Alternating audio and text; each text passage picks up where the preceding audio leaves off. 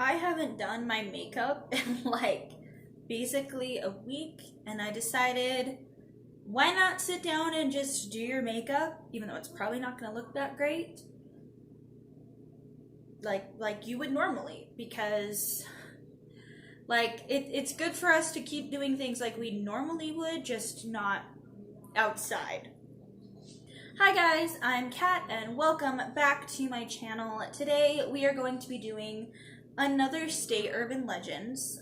For those of you who don't know what that is, basically I've done a couple of videos. I basically pick a state and I look up different urban legends and kind of pick 4 to 6 of my favorite legends, and then I share them with you. Urban legends are some of my favorite kinds of storytelling. It's some of my favorite kind of folklore because it's stories mixed in with a little bit of truth, and I think that makes it a lot more fun. And sometimes it's spooky, sometimes it's not, and it's all just really fun to see what legends come from certain regions. Someone did point out to me, though, that the really good juicy legends are mostly known by the locals, and those are usually kept hush-hush and not shared with outsiders, which is very, very true.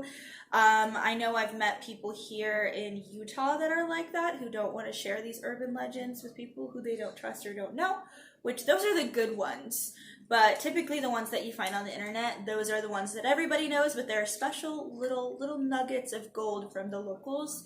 And I really hope one day I can go somewhere and ask someone about a local urban legend that not very many people know. That'd be really interesting. Also, my cat seems to decide that every time I need to record, he needs to eat. So that's fun too.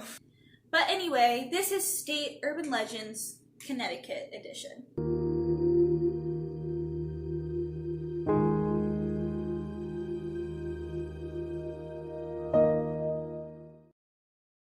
I picked Connecticut is because it is a small state with a lot of rich stories, and it's heavily saturated in a lot of paranormal, supernatural, out of the ordinary, spooky stories that are extremely fascinating. A lot of the urban legends that I found are legends, but also scary stories, kind of. So I think I don't remember how many I picked. I think I picked 4 or 5. I'm not sure. Like usual, I have them written down in my notebook just in case I forget a couple of things. And let's just get started with these urban legends. So the first legend we are going to talk about is of a legend of a woman named Hannah Cranna. Well, that wasn't her original name, but that was a name that she was given. Back in I believe 1783, this was a woman that was suspected to be a witch. For multiple reasons. Apparently she wasn't a very nice woman. She was actually very shrewd and cruel. For example, if she asked a neighbor for a favor and they refused to give her that favor, she would curse them. I guess according to the story, there was one time that she asked someone baked pies. They gave her the smallest pie, and then she wanted a bigger one. They said no, so she cursed them to make it so they couldn't make pies ever again. But one of the reasons they suspected that she was a witch was because one night her husband went for a walk and then completely just walked off a cliff in an area that he was very familiar with. So a lot of people just kind of theorized and assumed that she put a spell on him to make him walk off of the cliff, which is really, really interesting. Must not have liked him very, very much. A couple of days after that, she told a local person or a neighbor or something that she was going to die soon and that she wanted her casket to be carried to her grave and not on a cart. And then not too long after that, she died, literally. They didn't do as she asked, so there's a theory that they got cursed. But also, it said that she put a curse on her house, and when her body was taken out of the house, it lit on fire. The reason I like this is because this happened after, I believe, the Salem witch trials happened in the 1600s. I might be wrong. The theory is that she didn't get burned at the stake for being a witch was because after the Salem witch trials, they believed that the way they handle it was too crude. This is just from being read. I'm not sure if this is true. So they chose not to burn her at the stake, but they also didn't have like enough evidence that she did do all these curses and that she was a witch, and that maybe she was just a really crude woman and karma can be a bitch sometimes. But maybe she was sick, knew she was dying, and then she died a couple of days. But naturally, back in 1783, if first of all a woman is as independent as she was, and also, you know, randomly her husband walks off a cliff and she can like, she predicts that her death is coming, then she dies.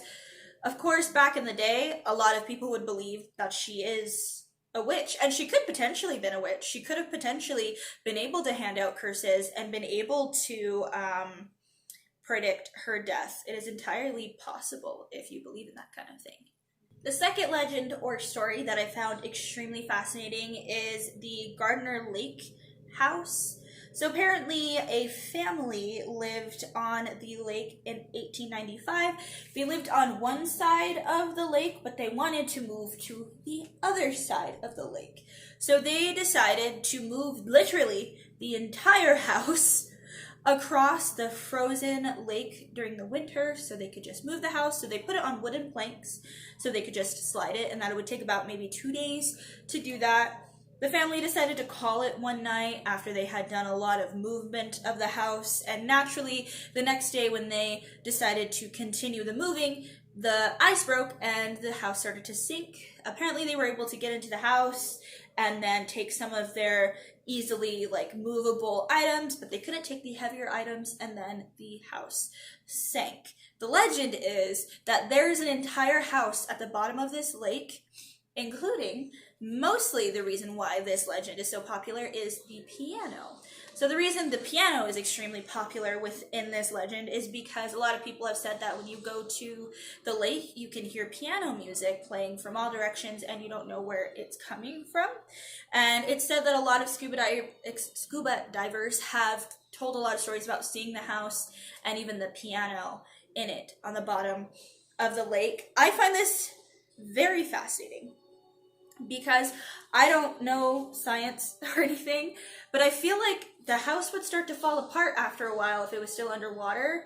I don't know if there's a difference between freshwater water and salt water, and if something can get preserved in water. I know it's possible, but I feel like if something is made out of just wood, over time, water and the way it moves and stuff like that would break it down. But honestly, I'm not certain. The only thing I can think of is the Titanic, but the Titanic was like steel, so I don't know. Someone will have to tell me if I'm wrong or not. But I really love the thought of just this whole ass house just sitting at the bottom of the lake.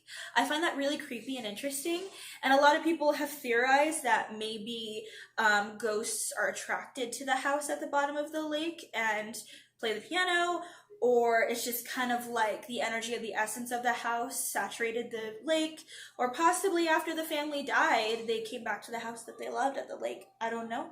Or people also live around the lake now and maybe someone happens to play piano. I don't know, but that's the kind of thing that I would like to see. I would like to go into that lake and see if it's actually there. That's one of my main curiosities. I've always wanted to potentially get in a tiny scuba thingy, like not scuba, like a little tiny ship thing that goes underwater to see the Titanic. It might freak me out a little because I get claustrophobic, but it would be really cool to see.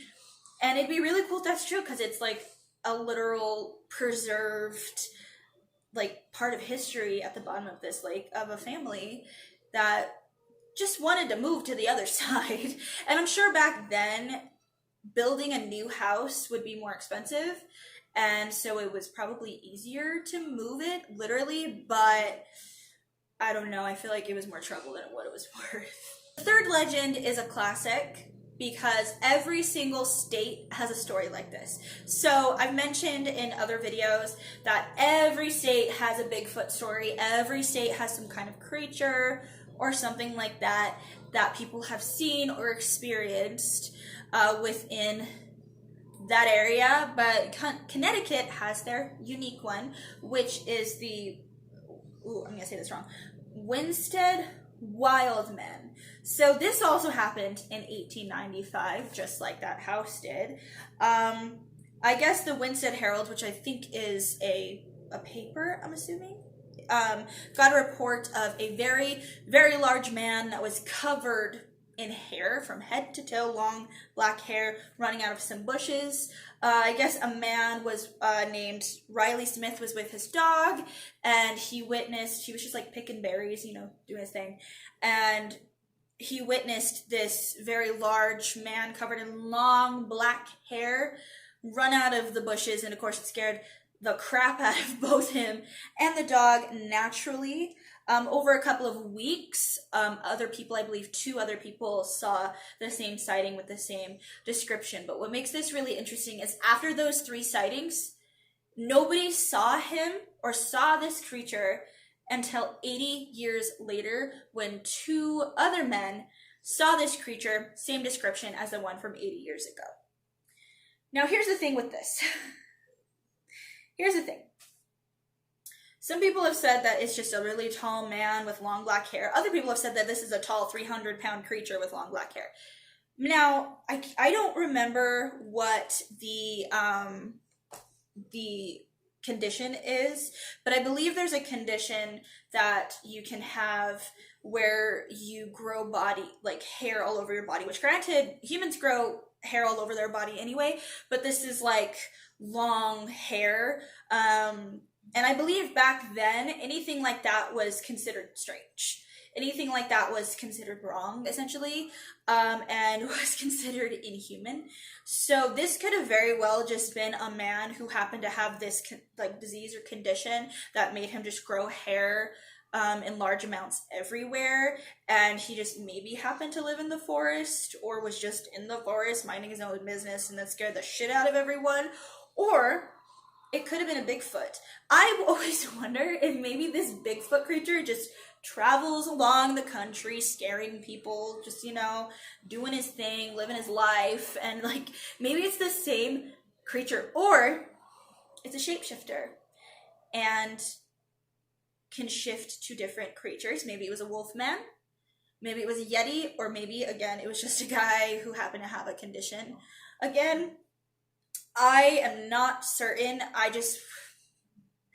I'm not an expert at anything, but I do find it so cool and interesting that each and every state has a story similar to this, but a little bit different. I have mentioned before that a lot of times urban legends are kind of like a big game of telephone, where someone says a story or a legend, and then they tell someone else, and then that person builds on top of it, and it just kind of goes around until it reaches back. It's just a big game of telephone. That's why I like it, because it's storytelling with a little bit of truth in there. Someone could have seen someone who's covered in hair, and it could have scared the shit out of them, and then they tell their friend, and then it just kind of builds into this, oh, it was a Bigfoot creature, right? But it could honestly have been some kind of really tall, man-like creature covered in hair that just happened to live in the forest that decided to come out those days. Because for something to come out in 1895 and then disappear until 1972, 80 years later is, and then you see the same creature, either it was the same creature or this creature had a child. I don't know, but I find that really, really strange that it disappeared like that. I think that's the weirdest part of the story. So this one is kind of confusing because there's so many different versions of this story that it's kind of hard to keep up with, but this is one of my favorite ones that I found. Usually I like to keep my 2 favorites at the end because they're fun. But anyway, this is the Dudleytown Curse. So basically this was a small town that was found in Cornwall, Connecticut in 1632 by the Dudley family. It was eventually abandoned in the 1800s. Sometime in the 1980s, someone else owned the town, but it was rumored to be a ghost town and have a lot of ghost activity, so naturally a bunch of tourists showed up and they shut it down, and it basically became what was left of a ghost town. So nobody lives there, it's completely empty. It's said that the only things that are left are old crumbled buildings and cellars. So basically, as the story goes, is that the Dudley family was cursed, and they originally found this town, and that the curse from the Dudley family extended to the town, So back then it was known as Owlsbury, and the town's primary trade was iron. So that's typically how it brought money in. The reason a lot of people believe that the Dudley family or clan were cursed was because a lot of the family would have untimely, very, very sudden deaths out of nowhere without any explanation or reason. They would just die. But it also caused the iron flow to deplete. It caused farmland to deplete and a bunch of other things to deplete. So a lot of people blamed the Dudley clan for this curse. Over time, the Dudleys died. Every single person in the family died. And then eventually, the population started to die out as either from people actually dying or people leaving. Sometime within the 20th century, the last person that lived in Dudleytown or Owlsbury decided, fuck this, I'm leaving. And so they left, and it lay dormant for a while. Nobody went there, and the forest actually ended up taking it back. Nature decided, you know what? I'm taking this shit back. That was weird. But anyway, that basically everything that's left, as I said, was just crumbled old buildings and cellars.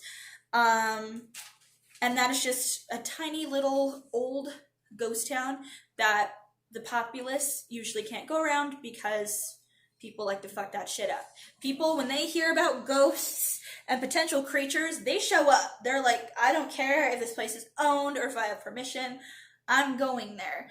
I'm sure people still like urban, like travel, or I can't remember what that's called. I actually watch a lot of channels where people will go to like abandoned places, and I'm sure people have gone there since the 1980s. I'm very certain that there's no way no one's gone there, but I do love the thought of a ghost town. Sometimes ghost towns are either categorized as ghost towns because it's a very small populace, very few people live there, like maybe 5 tops, or because nobody lives there at all. For example, I think parts of Chernobyl are completely empty because of the radiation. So that is a ghost town, which that is an interesting video in itself if I wanted to make something like that. And then you have the ghost towns where they're just really small towns with very few people, but they seem like ghost towns. I love the thought of the empty, abandoned ghost town where there's buildings and cars and like broken down houses, which I'm sure that's like some places, and I'm sure like that's a lot of movies. But I love the thought of that because there's something really spooky about a town that used to be full of people and used to have all this energy, and then all of a sudden it's just dead. Same thing with amusement parks. Amusement parks are really creepy to me when they're abandoned because this is supposed to be like a happy place where people go to just have a great time and forget about their lives outside the park. And then when they get abandoned, to me it's creepy, especially when things are rusted and falling apart and like nature has taken it all back.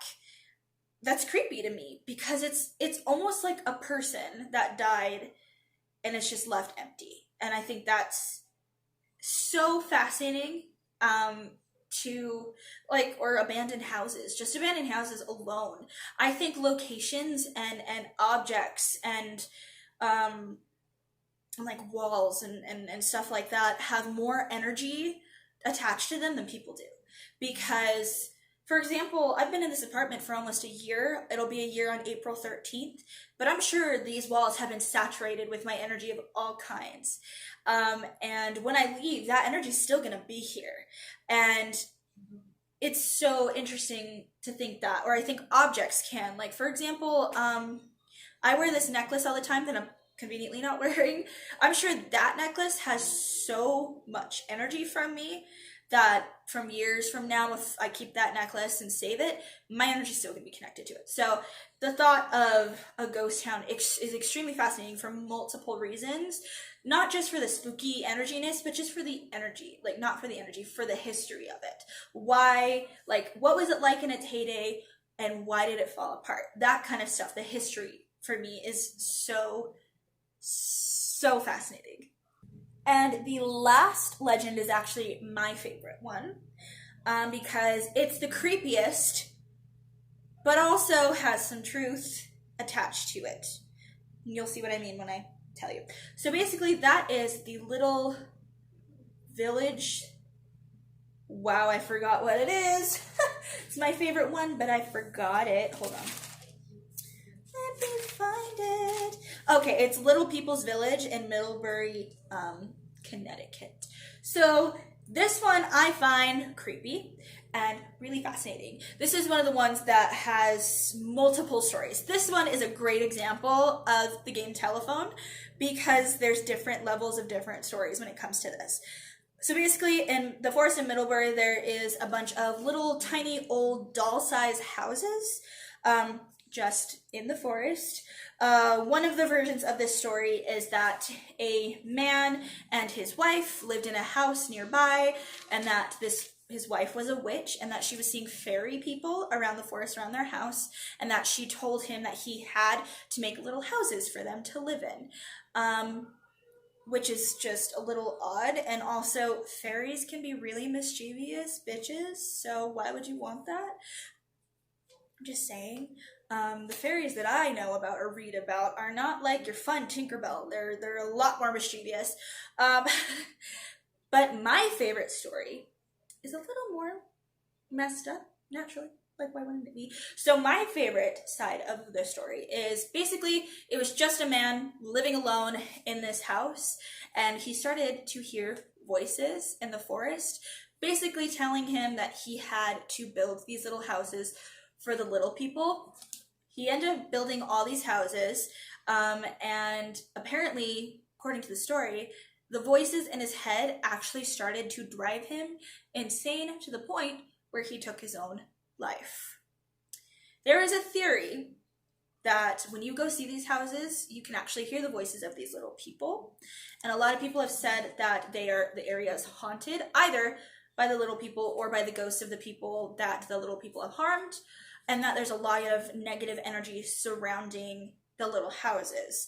There's also a theory that the man built a throne because it looks like a throne, that he built a throne for the leader, the king of the little people, or like the fairy people, whatever they were, and that if you sit in the throne, 7 years later, you'll die, which sounds like a familiar movie. I know it's 7 days, but still, number 7, you know, but that's the creepy side. Now, the reason I say this is like a game of telephone and that there's truth to it is because the truth is that this town was not built by a random man in like a house. It was actually a little village that was created. It was like an attraction on the line of a trolley line for an amusement park called a Lake. I think it's Crazy, which sounds like the word crazy, and I think that's funny.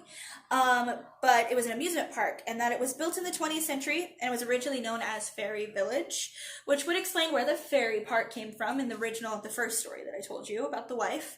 But basically, this one is not what it says it is. This was basically, thank you for that. This one was basically just a game of telephone. People told a story and it just kind of became what it is. But really, it was just an attraction that was for an amusement park, and you would ride the little train or trolley and then you'd see the cute little fairy park. And that the throne was actually made to hold plants. I support the scary story, naturally. Like, why wouldn't I? Because I just think there's something so creepy and slightly messed up about a guy and just living in a forest and these creepy little creatures like coming up on him because he's alone and vulnerable and telling him to make houses for them. That's creepy to me. That's weird. And why would that be so far-fetched?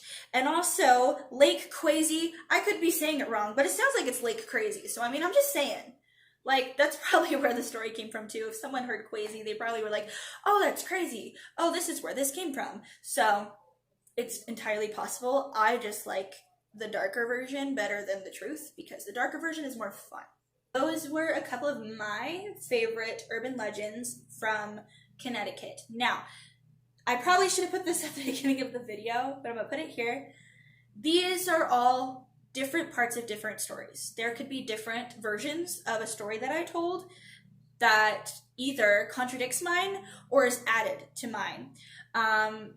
These are, I keep saying the game telephone, but it's a big game of telephone, of someone telling a story and then building on the truth and then just taking it and running with it. That's what a lot of urban legends are. And I find them just so fascinating. Take it with a grain of salt. If you're from Connecticut and you know different than me, tell me, because I would love to know. I love learning experiences, and if I'm wrong, tell me. If I'm kind of not wrong, tell me. If you've got really juicy stories, tell me that too, because I just like to learn. A lot of this is also not just because I like creepy things, because obviously I do, I like spooky things, but I also love to learn things, and I love to learn history, and I feel like urban legends are part of history that come from that state, and I just like to have things that have a spookier side to them, but that's why I like them, because they're stories. I love storytelling, and I love history, and when you sprinkle a little spook into that, I'm into that. That's my thing. I also just realized that you're much higher than you typically are, and I can't really see what the angle is because I don't have my glasses on, and I didn't want to put my contacts in because that was more trouble than what it was worth, and I'm probably just going to take a couple pictures with this makeup on and then take it off. But I don't want to do this again, so if I put my glasses on and it's not great, well, it never is, so really won't be that out of the ordinary. But anyway, thank you for joining me in this video. I hope that you liked it. If you did, go ahead and give it a thumbs up. And if you want to subscribe and be told whenever I make a video, go ahead and hit that subscribe button. I don't do really anything structured. I just kind of make videos that I enjoy, and then it makes me hope that people that are into the same things that I am are also going to like my content. With everything going on, I don't even know what's going on. Right now, it's cold in here. I keep my window open because, fun fact,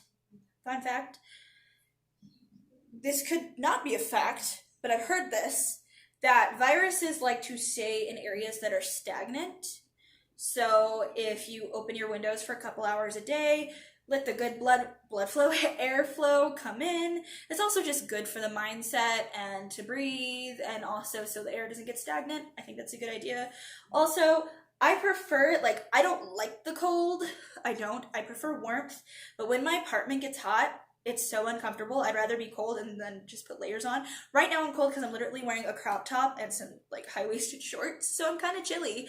But yeah, but it's a little cold in here, so I'm a little sniffly. And also, whenever I put makeup on, I swear my body decides the nose is gonna run now, which is frustrating. But anyway, I digress. Again, thank you for joining me in this video, and I hope you liked it.